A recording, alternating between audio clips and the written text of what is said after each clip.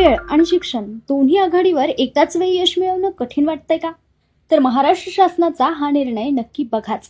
शासनाच्या निर्णयानुसार राज्यातील सर्व शासकीय आणि निमशासकीय नोकऱ्यांसाठी 5% आरक्षण खेळाडूंसाठी राखीव ठेवण्यात आले आहे.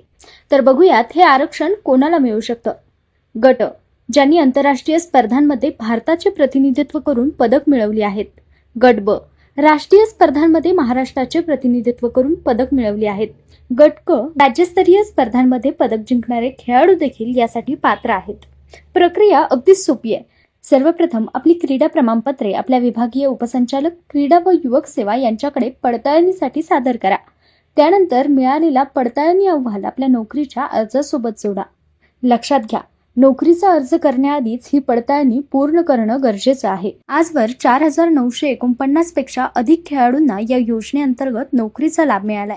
तुमच्याकडेही क्रीडा क्षेत्रात